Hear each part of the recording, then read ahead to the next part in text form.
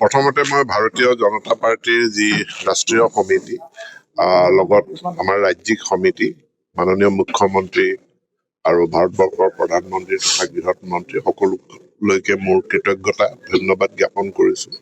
আমাৰ ওপৰত আস্থা ৰাখি আমাৰ তৃতীয়বাৰৰ কাৰণে ধেমাজি বিধানসভা সমষ্টিক মোক প্ৰতিনিধিত্ব কৰিবলৈ প্ৰাৰ্থীৰূপে প্ৰখ্যাত কৰিছে। গতিকে মই কৃতজ্ঞতা জনাইছোঁ আৰু আপ্ৰাণ চেষ্টা কৰিম যাতে এই ধেমাজিৰ আসনখনত আমি জয়লাভ কৰি পুনৰবাৰ অসমত ভাৰতীয় জনতা পাৰ্টীৰ নেতৃত্বাধীন NDA চৰকাৰ যাতে গঠন কৰিব পৰা যায় তাৰ কাৰণে ধেমাজিবাসীৰো অৱদান আগবঢ়াব, তাৰ কাৰণে আপ্ৰাণ চেষ্টা কৰিম। আৰু প্ৰধানমন্ত্ৰী মোদীয়ে 2047 চনৰ ভাৰতবৰ্ষৰ স্বাধীনতাৰ শতবৰ্ষৰ সময়ত ভাৰতবৰ্ষক এখন বিকশিত ডেভেলপড নেশ্যন হিচাপে গঢ় দিয়াৰ যি সপোন ৰাখিছে তাৰ লগত ৰজিতা খোৱাই আমি অসমক এখন বিকশিত অসমৰ দিশে খুব তড়িৎ গতিত আমি মাননীয় মুখ্যমন্ত্ৰীৰ নেতৃত্বত দ্ৰুত গতিত আগুৱাই নিছোঁ আৰু জনগণ ইয়াৰ প্ৰতি আকৰ্ষিত হৈছে।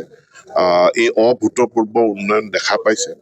ইয়াৰ লগতে এখন সুৰক্ষিত অসমৰ আমি কথা কৈছোঁ যে অসমত খিলঞ্জীয়া মানুহৰ ভাৰতীয় মূলৰ মানুহৰ তেওঁলোকৰ অস্তিত্ব অসমত সুৰক্ষিত হ'ব লাগে, চিৰদিনৰ কাৰণে সুৰক্ষিত হ'ব লাগে আৰু তাৰ বাবে এইবাৰ ভাৰতীয় জনতা পাৰ্টীৰ নেতৃত্বাধীন NDAৰ চৰকাৰ পুনৰবাৰ ক্ষমতালৈ অহাটো অতি জৰুৰী।